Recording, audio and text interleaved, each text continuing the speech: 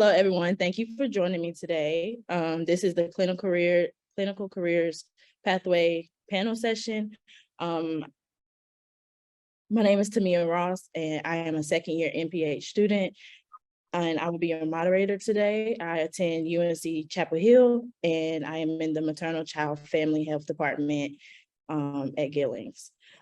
This summer, I've had the wonderful pleasure of interning with the Maternal Health Learning and Innovation Center, where I've created 2 products, and one of which we are doing now, where I was to develop, organize, and now facilitate my first ever panel session.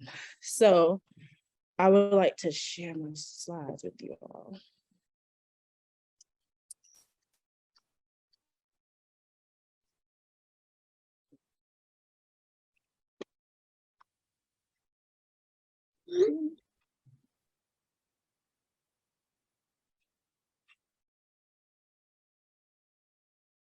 All right.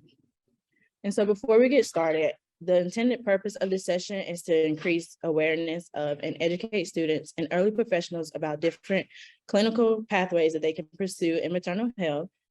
So by the end of this session, we are saying that attendees will be able to identify pathways to clinical professions in maternal health, list at least 3 different clinical roles that promote maternal health, and discuss the importance of doulas, midwives, and registered nurses in the field of maternal health. This session will also emphasize how these clinical roles relate to public health, to a public health perspective. In other words, when we think of clinical professionals, we often think about how their care is often individual. And today, these panelists that we have taken a broader perspective, and their work aims to impact maternal health at the population level. I also just want to add that at the end of this session, we will have set aside at least 10 to 15 minutes for a Q&A session, in which attendees will be able to use the Q&A button in the webinar to insert their questions. And my wonderful colleague, Kim Nguyen, will be able to read those questions out aloud that any panelists have added. I do strongly suggest that as you think of your questions, that you enter them into the chat so that we won't miss any, and our panelists will be able to answer your questions. All right, so today we have panelists Kimberly Harper, Tayo Mbandi, and Venus Standard.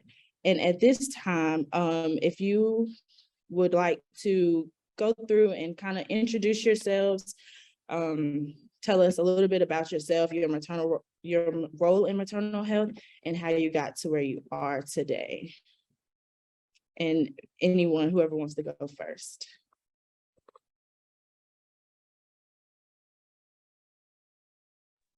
I will go first. My name is Venus Standard. I am a certified nurse midwife. I'm also faculty and assistant professor at UNC School of Medicine in Chapel Hill. I'm also the director of the DEI for community engagement at the Department of Family Medicine. I'm also the PI for a wonderful Black doula project here in North Carolina in Chapel Hill as well. Hi, my name is Kimberly Harper, and I am the perinatal neonatal outreach coordinator with UNC Collaborative for Maternal Health. I'm also a state coach for Maternal Health Learning Innovations Center for Ohio and Arizona. And my background is in labor and delivery nursing and other maternal child health. And I'm an adjunct faculty at North Carolina Central University. Hi, everyone. So I'm Tayo Mbandi. I am a birth and postpartum doula, but first, y'all, I am a mom. I have 4 babies. This is my last one right here. She should be floating her way out of this room soon. My mom and I started Chicago Birthworks Collective together in 2018, and we are Chicago's largest Black doula collective. And individually, I work a lot in a lot of different spaces in Chicago, working around connecting folks to different wellness practices throughout their reproductive care journey. So wherever they find themselves, y'all, I can't even list you a bunch of the things that I do because I don't do a good job of keeping up with them. Just know that I consider myself to be a maternal health innovator, always looking for ways to figure out how we can do motherhood better for those who are struggling their way through. Awesome. Thank you all for sharing. So we will hop into our first question now, which kind of bridges off of the first question that I just asked, more of like your educational background. How did you get involved in maternal health, and any personal experiences that may have influenced you to get to where you are now? Okay, I'll go first again. So first part of your question was, how did I get into maternal health? All right, so I'll answer that part. I was a doula. I had a variety of different extras that I worked with families on. A childbirth educator, Lamaze childbirth educator, and a massage therapist specializing in pregnancy massage. At that point, then I went to nursing school and then midwifery school. So my goal to go to nursing school was to be a midwife. I can remember when I was a little girl, I think maybe like 4 or 5, and telling my grandmother that I was going to help the people have babies. And she's like, "Oh, you want to play with the babies, right?" It's like, "No, I want to help the people have the babies." She said, "No, you don't. No, you don't." So I have probably wanted to be in this space ever since I was little. I did go into nursing school, and I was a nursing assistant. And then as soon as I graduated, I actually went right into to labor and delivery. And then after doing that, I kind of went into getting my master's in nursing education and helping in other areas, and just expanding from there.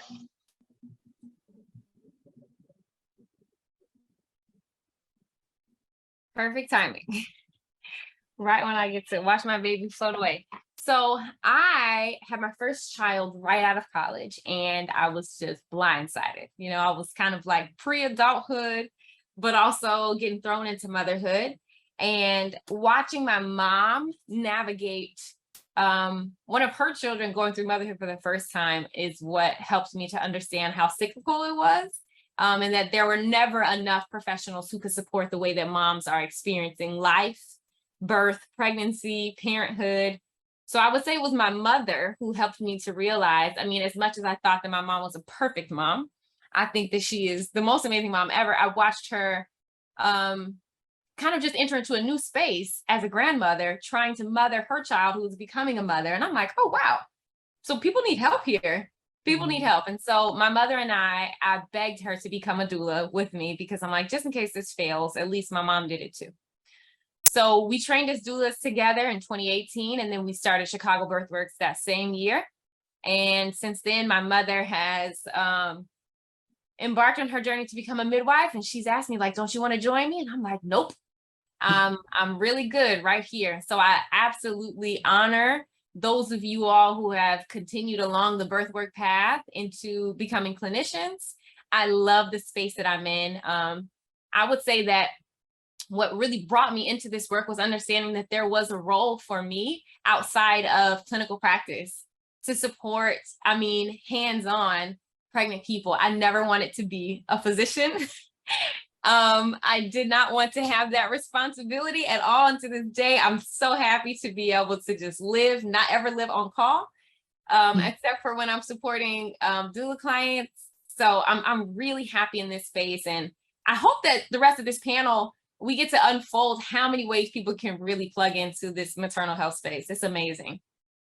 Right. Yes, thank you for that. So I just wanted to ask, set kind of like a tone for anyone who's kind of joining who may not be familiar with the field of maternal health. So basically just like your own description of what maternal health means to you. And we can just start with who wants to go first, or keep the same order, however it works. I can jump on just to switch up the order a little bit. So I think maternal health has to do with the way that people who can give birth, and we are working our way through making maternal health a more inclusive space to anybody that can give birth. But as it relates to women and people who can give birth, I think what it means to me is that there is a field of people who acknowledge that becoming pregnant and staying pregnant for any amount of time is life-changing. And there deserves to be attention, research, strategies, systems, institutions, solutions, all focused towards those people having the same opportunities, the same healing outcomes, the same accessibility as everyone else who has never given birth before, you know, by choice or not by choice. I think the field is growing in so many ways that's really exciting to see people caring about the way that moms and people who can give birth matriculating back into their regular lives, you know? Right. So for me, it's about like understanding that this is so life-changing that yes, I was just a human being before, but now that I have experienced a pregnancy, I'm a new person and I need so much. I need a new set of psychological skills that help me cope with the fact that I have humans who have exited my body. I mean, it is such an out-of-body thing. So the whole field to me is just honoring the fact that your life changes substantially to your cellular level after you give birth. Mhm. That's good.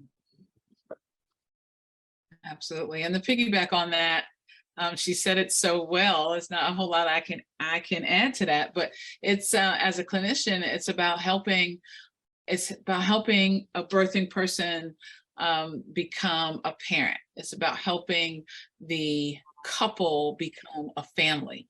And no matter how old their first child is, they remember that first person that helped them. They remember them as their provider. They remember them as their doula. My first set of doula babies are second year college right now. And how do I know that? Because the mamas still keep up with me.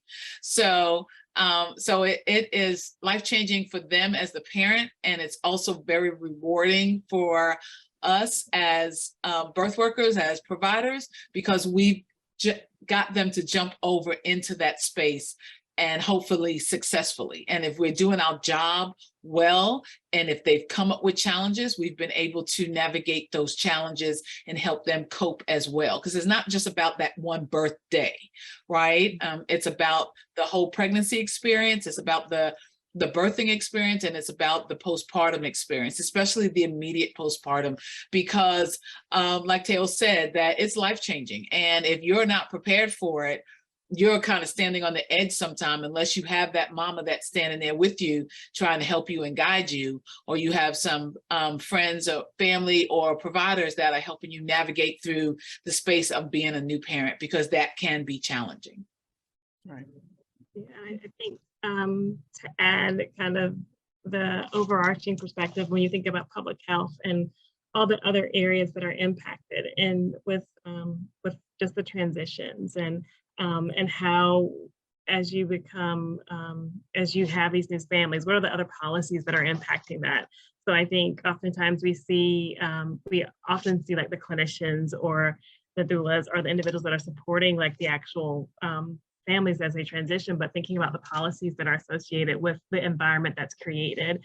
So when you're thinking about a career in maternal health, it can be vast. I know I never really thought about like occupational therapy being a part of maternal health, or physical therapy, or dietitians or nutritionists. All these areas, like we have like in North Carolina, we have the maternal support network in each perinatal region. And we think about all the people that come together that can provide support to those families. And we try to take a non-traditional thought. I recently presented with for the Department of Public Instruction for our school systems. And they're thinking about who was in your network when you think about maternal health. And they had the traditional like nurse, doctor, but then I said, well, think about your occupational therapist, or your, I never thought about, I have a friend who is a kinesiologist. I never thought about them focusing in on maternal health. So there's a wide variety of what it really means, but making sure that everyone has the ability to thrive and not just survive. Right. And I agree with that too. It's so many different career paths and ways that you can go to impact maternal health. And I'm still learning that as a student. So so many different ways to go. I think, so for our next question, we have a doula, a registered nurse, a midwife, family practitioner. I just want you guys to kind of go into like depth about your roles, like in the integral like part that you play in like the really pregnancy before pregnancy and postpartum stages. Like how does your role influence that? One of the things that I'm so sorry, Mom Kim. One thing that I wanted to just toss out here is that we know this, but sometimes I need to say it to remember, just to kind of prime the conversation, is that maternal health care spans far to the left and far to the right, far to the north and far to the south. So there are people who become pregnant and their maternal health care journey will look like them choosing to not be pregnant and then working to prevent pregnancies for an extended period of time or for the rest of their lives. So the question that you asked me, it makes me think like, okay, well, first we have to really set the tone and remind people that if you identify currently as a mother, then maternal health care can, encompass your wellness. But if you don't identify as a mother because you have either lost a pregnancy or voluntarily terminated pregnancy or whatever the case may be, maternal health care is for you too. So as a doula, we want to be in all the spaces where people feel that they've kind of detached from the large nucleus of maternal health care. So we want to, if you find yourself going to your prenatal appointments and, I'm getting this clinical care, but you're missing something, the doula wants to be there in that space to say, well, what is it that you're missing? You need some emotional support, or you need some connection to some resources, or you just need some affirmation, or you kind of need a roadmap on where to go next. You want to renegotiate the provider that you're working with, or you said that you're having low back pain, so you need a chiropractor. So we hope to exist in all the spaces where folks are feeling unconnected, like their pregnancy prevention questions don't relate back to their pregnancy. We hope to serve in that capacity to let them know we can be that connecting piece that brings it all together for you. And of course, we do all of the things in pregnancy, traditional stuff, supporting people, rubbing folks and loving on them, teaching them, those things too. But I think most people understand that doulas do that. But the thing that I would want people to understand is that today, doulas, we are really coming into our shine. We are really coming into our shine right now. And I always tell people it's more than just what you do throughout their pregnancy, way more than what you do at their birth. We are really the connector piece. It's because we don't have clinical obligations. It's not my job to manage your healthcare. It's just my job to make you feel confident and to be there in all those other spaces where there's not enough support. Clap, clap. You're awesome. My role as that clinician is overlaps that what she just said, right? So as a provider, I'm there to do that clinical piece. I'm there to help manage that pregnancy and to get it to term, and then to get the labor portion going, and then to help again that person become a parent. But a part of my role, my current role, is so I have those families, those patients in the clinical setting, but then on the labor and delivery floor, I'm not there as the direct or the primary clinician. I'm there as the attending clinician, because in our practice, we have family medicine residents. So our residents are, they've graduated from medical school and they're doing their residency of 3 years.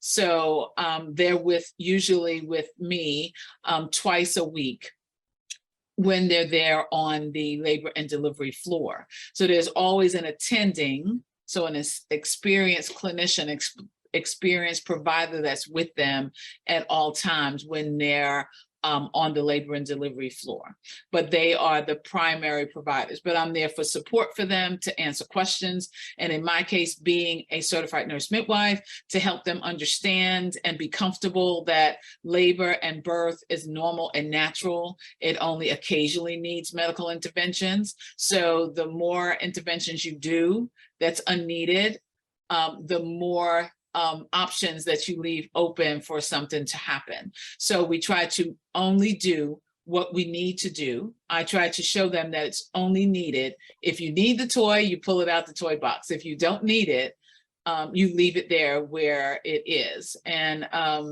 because birth is, women and people have been having babies for generations. So we're there really to support the process. So that's my part of my role as well.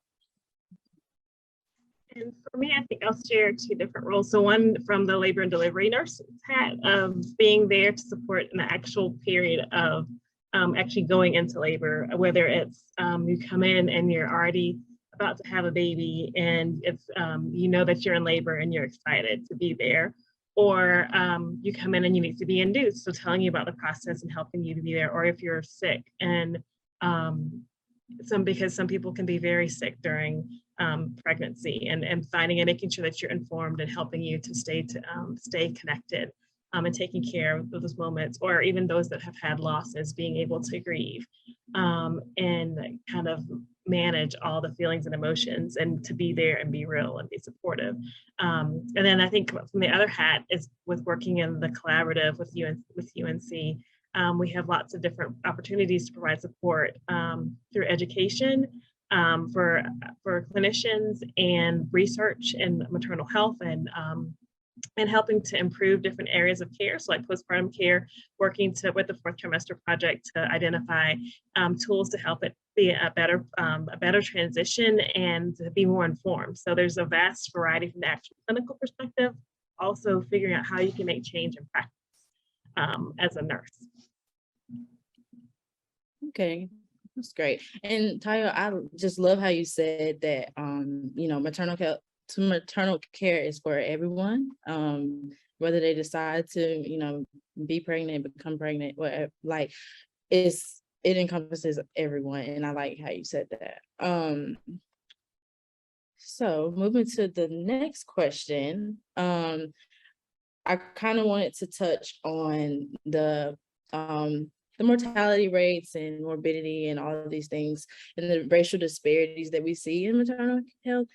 In the United States, we know that Black and Indigenous women are 2 to 3 times more likely to die during pregnancy. And I just wanted to you to all kind of speak to how like any projects or anything that you are doing that kind of helps to specifically target those disparities.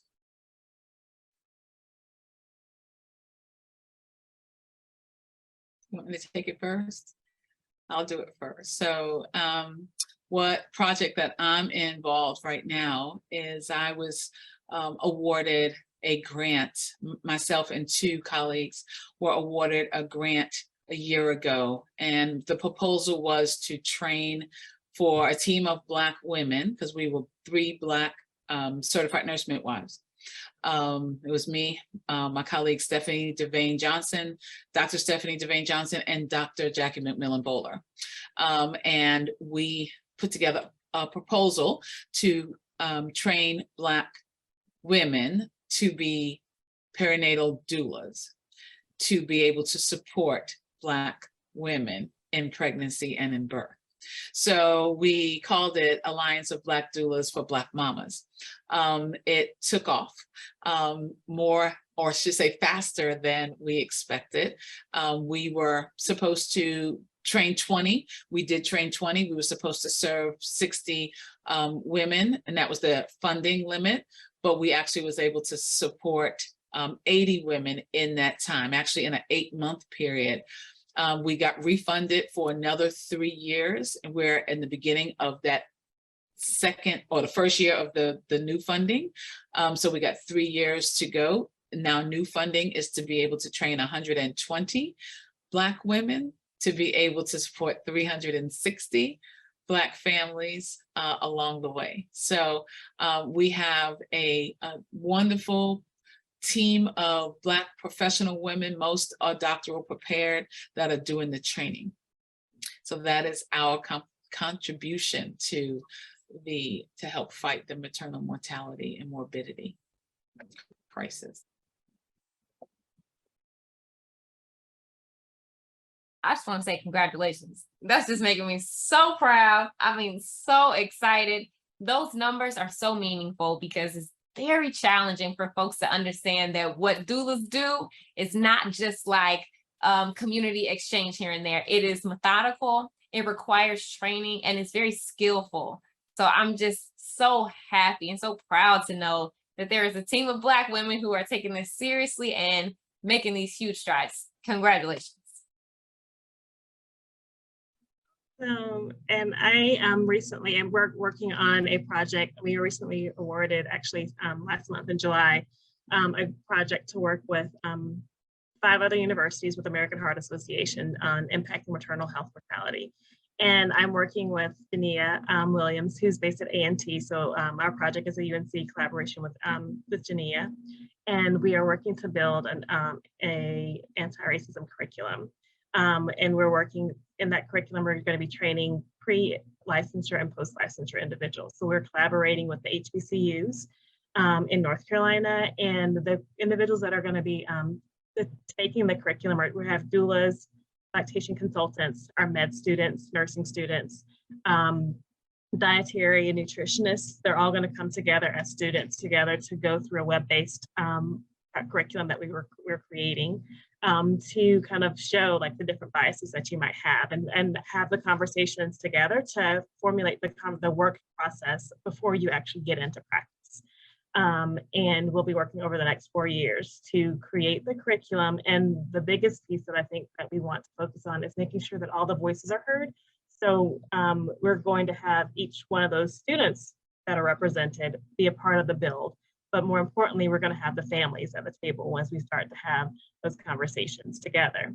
And once we've built the curriculum, we're going to actually translate that into post-licensure. So we're working with hospitals in our area that are going to actually have their clinicians and families take the program. And we hope to see a change in documentation, some negative comments in the documentation, increased rates in lactation and lactation supplementation, instead of offering formula first, going with donor milk, or teaching people how to actually supplement their own milk, looking at pain scales and scores so that everyone is actually treated the same, and just finding other ways to kind of bridge the gap and work together. We're really excited to work with the other sites across.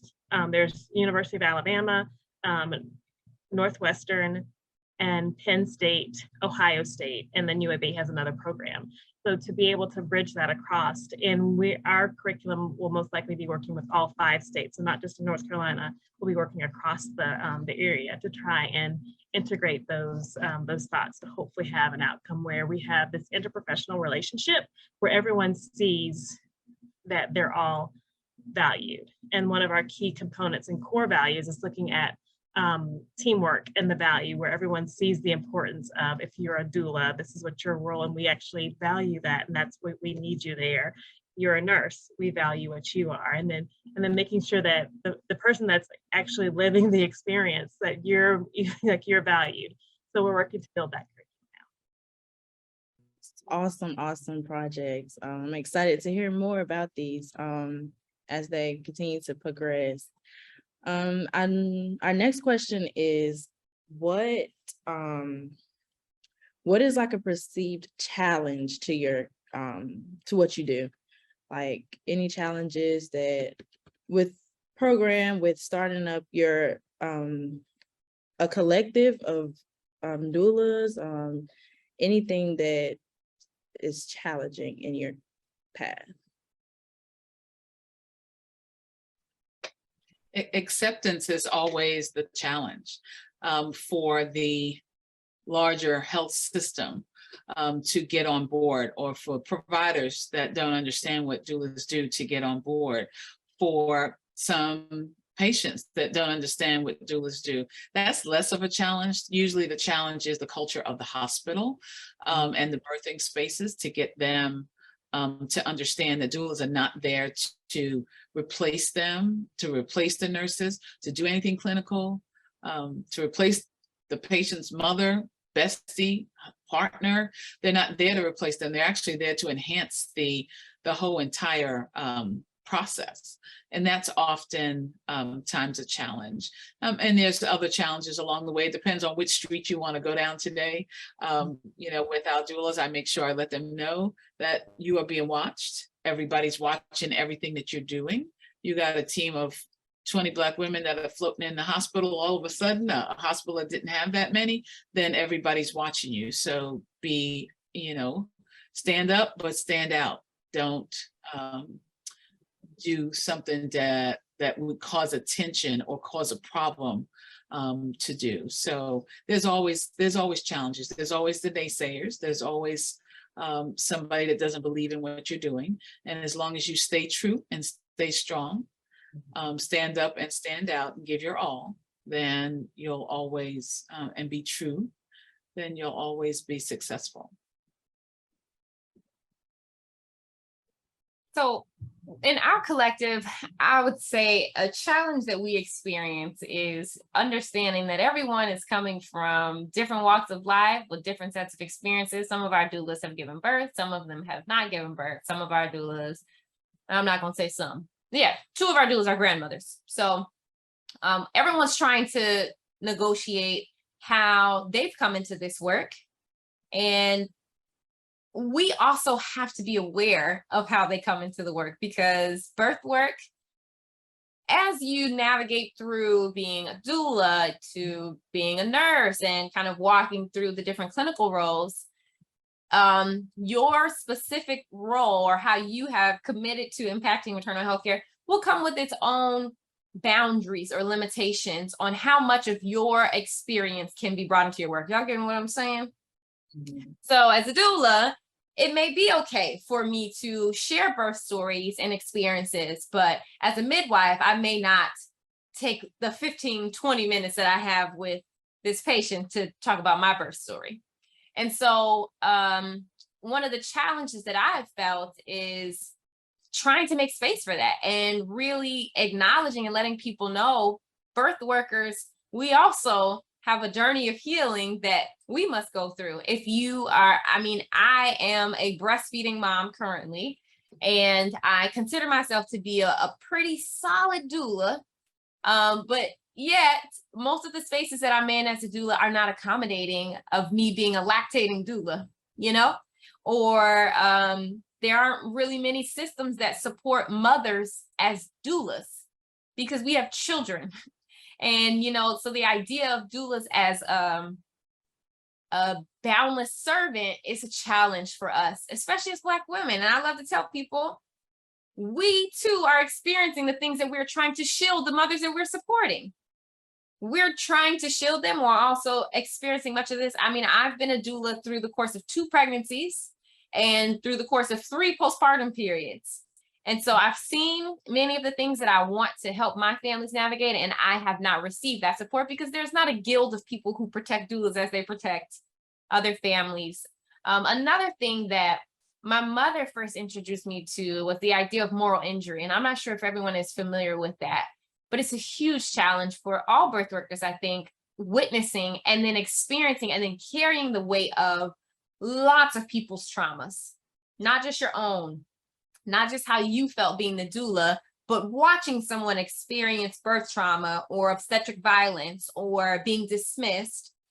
There is a huge kind of aftershock that comes from that. And there has to be some way that we begin supporting the way that birth workers are navigating these spaces structurally, you know, and giving them opportunities to release those things. And it's not just support groups, but, you know, things like switching out doulas and having a break period, or helping other providers and other team members who are playing huge roles in maternal health care to understand you can't dump all that on that doula. You cannot just expect her to do all of that stuff and then be at this birth for 45 hours and then come back and do it again in a few days, you know? So that's a huge challenge that I see, having to support so many doulas at once, just balancing their humanity and their servanthood at the same time. Yeah, I have to agree with the secondary trauma and the moral injury, like that being a huge challenge, and just processing all the aspects of what that actually means. And I'm going to take this perspective from actually working like on the unit in the hospitals. Like, you go from one delivery saying, congratulations, here's your baby, going to the next room in the same like 10 minutes saying, I'm so sorry, let me help you grieve your loss. And so having to go up and down for these those moments, that is difficult. And then also having to navigate the spaces where you're caring for someone that you know that doesn't care for you. I can recall one of the first times that I've taken the care of a patient that said they didn't want a Black nurse, but I was the most experienced nurse and they were very sick. And so having those types of slurs and things come out and saying, but still giving that same care, that's a challenge. And then trying to find a way to navigate that, to work the long shift and then get off and then go be a mother or a wife or a friend, and not just completely shut down. So finding the ways to have self-care and being able to promote and support in all the areas, I definitely would say that would be. Okay, and I just want to add a little question, because being that we have been in the pandemic for like almost 2 years now, I'm pretty sure that kind of, influenced the way that you were able to interact with patients or provide care. So is there can you kind of speak to that as well? Yeah, so I actually remember the first patient that I took care of and after COVID, where we came in and you had to dress up, and normally I come in and talk to the patients. I sit right beside them and you can see my mouth and all the things, but they had nobody in there with them and they couldn't see me and they couldn't feel. And so just that, making those connections was harder. And the first patient that actually gave birth, she was like a 16-year-old and she was in the room with her boyfriend who was 17, but she wanted her mom. And her mom had planned on being there with her, but she couldn't be there. So navigating those communities that would normally have been there at the very beginning, this was at the very beginning of COVID, like that made a very big difference, because normally I'd say, here's your mom, she's, look at her, like, well, I'm gonna, because she was in pain and she wanted an epidural, and there's all the things that have to take place to get that. I was like, well, normally I'd say, stay with her, focus on her while I get this stuff ready, when that support wasn't there. And so it was a very big difference going into COVID. And then just knowing that they're scared, you're scared because of all the things that are happening, but you still want to give them the same experience, but you're not sure how to do those things. So it's definitely a challenge. It was also a challenge with getting people to the hospital. They didn't want to come because they were afraid COVID was there, or having them come to the clinic or to the doctor's office. That was a challenge as well. So we did a lot of telemedicine, which could work well for other things, but doesn't always work well for obstetrical care.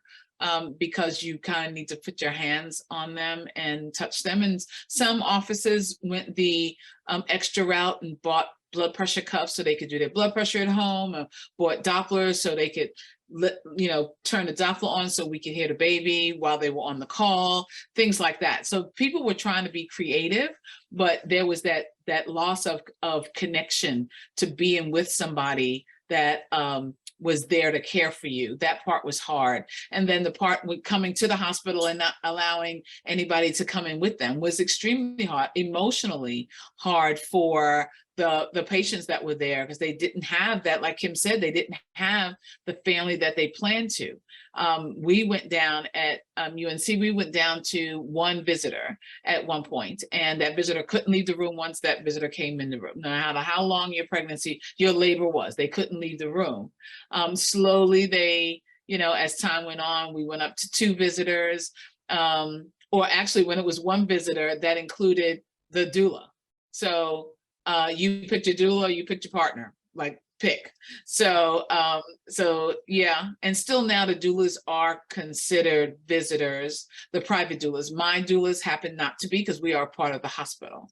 So they're not considered visitors. They're actually up to 3 people as of like 2 weeks ago. They can have 3 visitors, not counting the doula, which is wonderful. Because some people want their partner, their mom, and the partner's mom. So that's 3. And sometimes if they only can pick 2, they leave both moms home so they don't let one feel bad. So it's an emotional roller coaster these last 2 years for sure. And then if the birthing person happens to be COVID positive, that makes it even worse because then they feel isolated, right? Everybody comes in their room all dressed like Martian people, you know, and they're thinking that people are afraid to touch them, won't come in their room unless absolutely necessary.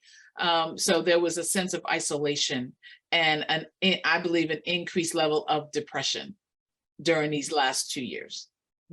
I'm so glad that you said that, Mama Venus, because I think that people think that this was all kind of spurred out of the pandemic, but pregnant people, most of the times we don't want to be alone. And let me not say we, because I'm not pregnant, y'all, and I hope to not be pregnant for the rest of my life. But we don't want to be alone. And I think people thought the pandemic was like taking that away from folks. And now it's an issue, but it's an issue before. So I had my last 2 births were home births because I need people.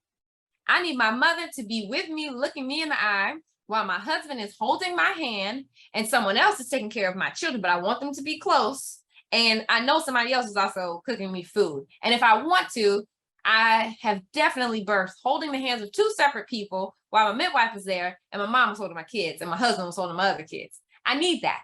I crave that. I need to feel like if anything goes in any direction, there are 7 people here who are going to look out for me and they're going to fight for me. And these 7 people care about me first. Me, not a policy, not insurance, not liability. They care about me.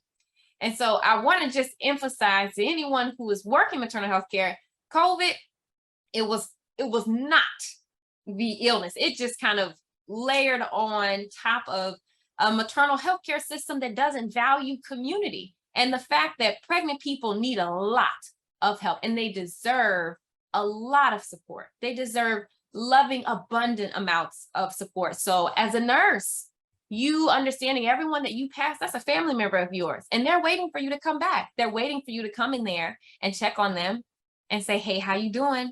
I was just in there a few hours ago. I know you told me that you wanted some apple juice and I'm going to go get that. They're waiting for a family member and we're all yearning for that. So when I think about a 16-year-old being in there with someone who is the partner, who is the co-parent to this child and wanting their mom, oh my gosh, my heart is breaking.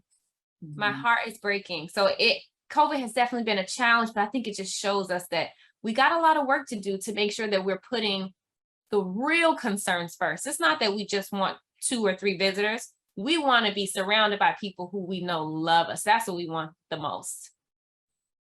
Right. Right. Okay. And so now I kind of we talked about the maternal mortality, morbidity and the challenges. Are there any like rewarding experiences? I'm pretty sure there's a lot, but I just wanted you all to highlight like something or very rewarding about what you do.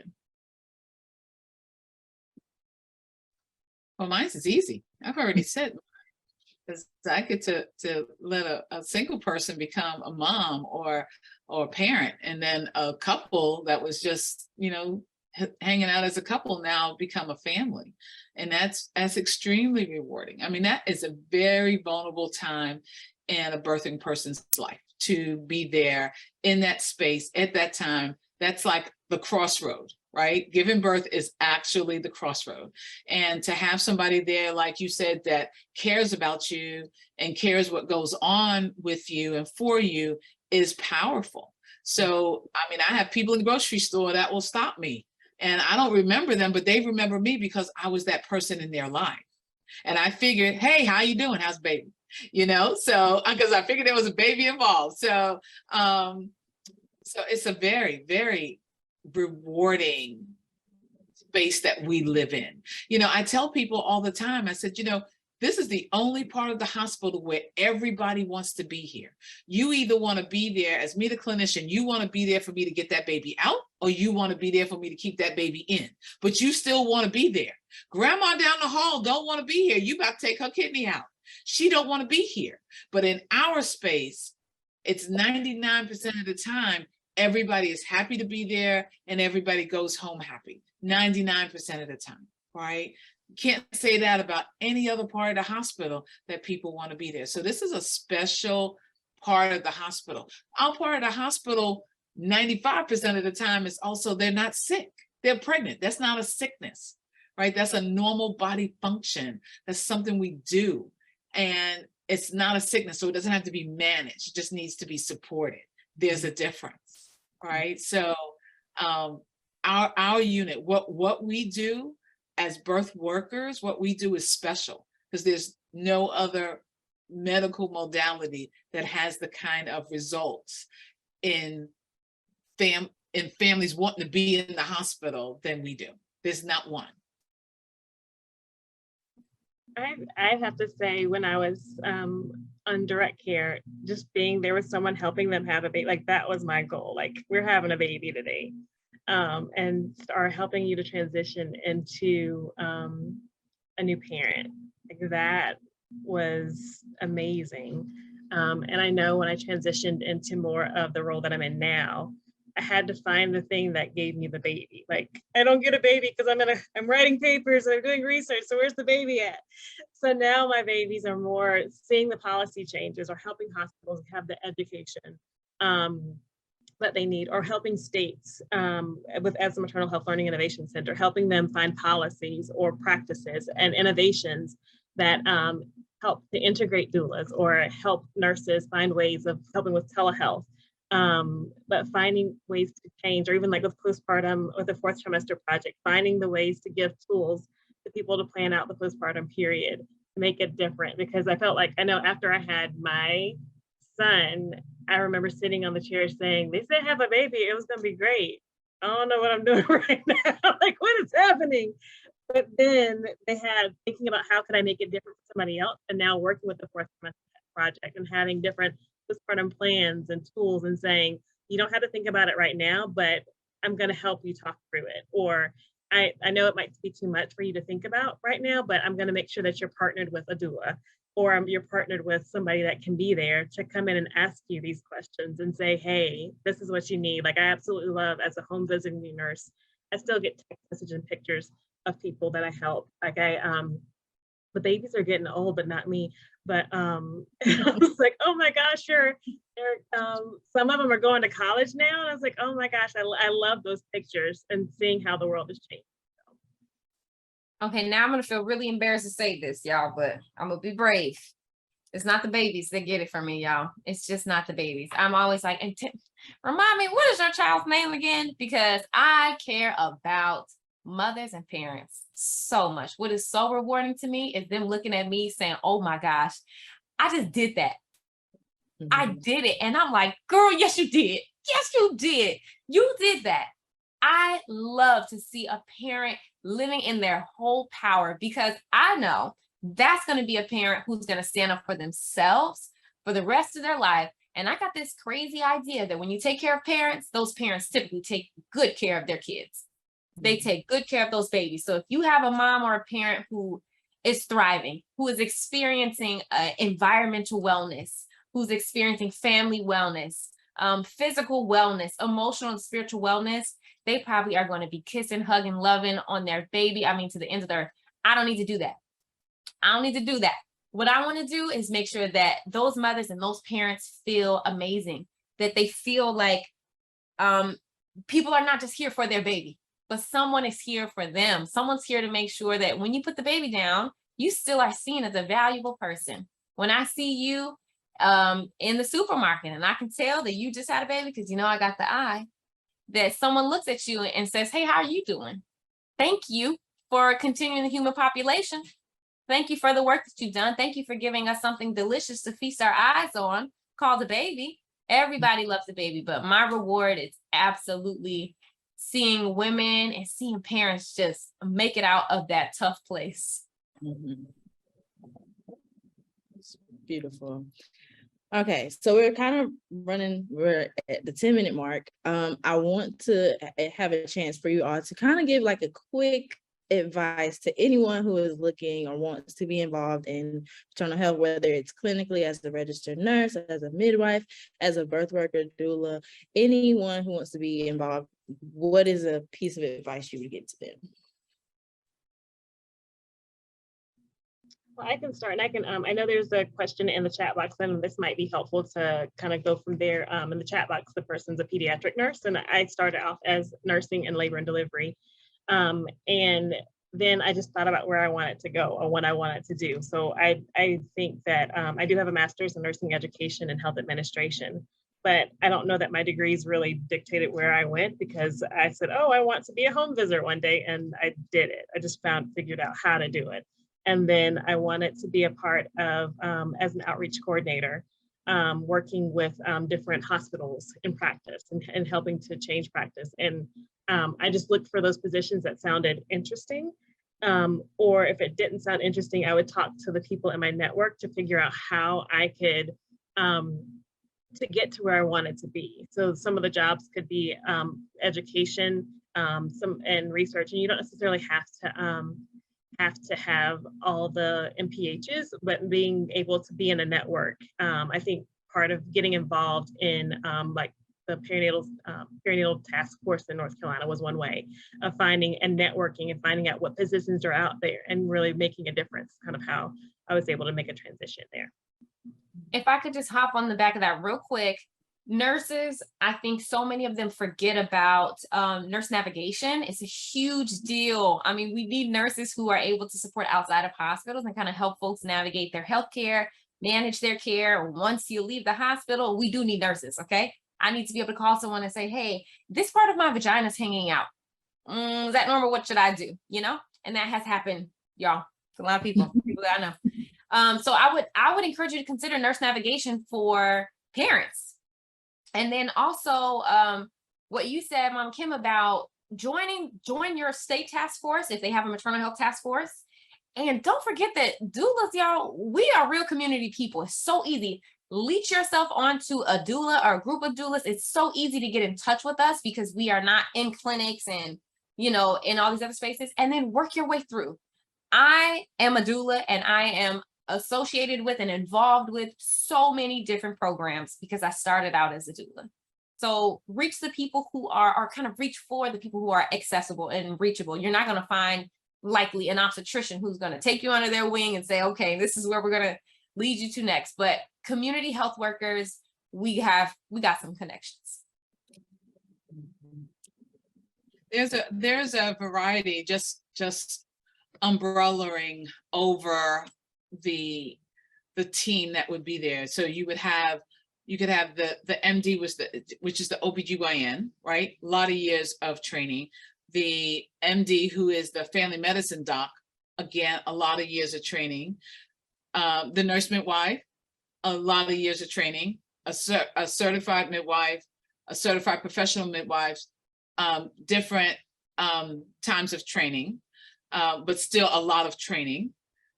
The L&D nurse, you can have an associate nurse, or you could have a bachelor's nurse, and again, 2 or 4 years of training, right? And then a doula. And there's different types of training, or I should say different intensities of training as a doula. But as a doula, you can get trained, and this is I think the only profession in the hospital that you can be competent enough to attend a birth in an intensive weekend, right? You can't do that as an MA, you can't do that as a nursing assistant, but as a doula, you can have an intensive 3 or 4 day training, and on Monday, so Thursday, Friday, Saturday, Sunday, and on Monday, you could attend a birth as a part of the healthcare team. And I don't think there's any other profession in the hospital that can get through that quick. And there's definitely none in maternity space that you could get through that quick, but doulas can. Absolutely. So and you start there, and then you just learn. You learn things here, you learn things there, you learn about lactation, you learn about different types of doula care. Right. You You can take really, up I feel like everybody needs to be a doula, really. Everybody needs to be. Right. Yeah. And you just take other classes and you keep learning, and you learn different things. Like she said, there's different types of doulas. There's postpartum doulas, which is super important because most of the maternal mortality happens in the postpartum time, not in the pregnancy or in the birthing room. It happens in the postpartum time. So postpartum doulas are uber accessible, or not as accessible, but they are very well much needed. And we need to remember that. Mia, I did want to answer. There's one question in the chat about imposter syndrome, and I did want to get to that if possible. Just to say, I think part of it, I would say, is one, having people around you to say you are enough and recognizing who you are, because I know that's something that I did have to struggle. I did struggle with, like, oh, I don't know that I can do, like, am I really right? I question myself, like, do I really have these answers? So one is having the ability to have those other people around you, like, no, you are this, then having that core group of people, and then trusting yourself and knowing that, yes, I have this, I have the knowledge that I need, and I can do these things. And then just going out, and if you having a trusted mentor to be able to say, if you're questioning whether I did this right or not right, having someone to provide that feedback to you, and having one of the books that I read, it talks about having your cabinet. So the people that you want in your cabinet, that are there to help you, and to help you grow and learn, and to be there and make the difference and change that you want to do. I would also add, if you're just dealing with imposter syndrome, nobody gives you more confidence than a mom you supported through a birth. They're gonna always say it was you. I couldn't have done this without you. I'm like, me? You want to give credit to me? So get involved, support some. I mean, I hate to say, but become a doula. Become a doula is a great place to start. But when you start interacting with families, they will give you confidence, because you'll look at them and you will see it's not that difficult to make a pregnant person or a parent feel good and to feel support. It's not that difficult. So if you say you've got the drive and you've got the passion and you've got the strengths, what will begin to be reflected back to you is what you're giving and what you already possess. So I found so much confidence in my family's just saying, like, wow, Tyler, you really helped me. I'm like, I really did, huh? I know a little bit of something, don't I? Okay. And then I'll take the next step, So start out, don't be afraid to begin helping people who ask for your help, and believe them when they ask for your help. If they say, hey, do you know a little bit about preeclampsia? Because I'm hearing about it, and can you help me learn about that? And then you can receive those little bits of affirmation for the work that you're doing. That was all wonderful advice. I can take some of that myself. I believe we got to all of the questions that were in the chat. So at this time, I just want to say thank you to all the panelists. This could not have happened without you all, and I just really appreciate you for taking this time and coming and speaking to us. And if there's not any extra comments, I think we could go ahead and close out. Thank you all. Congratulations on a very successful first panel, Samia. You did amazing. Good. Way to go. Thank you so much. Let's give you your flowers. You coordinated something that was great. I had a great time, and I'm really thankful. Thank you so much. Thank you. Good job. Thanks, everyone. Bye. Y'all take care. Hope to keep in contact. Bye-bye.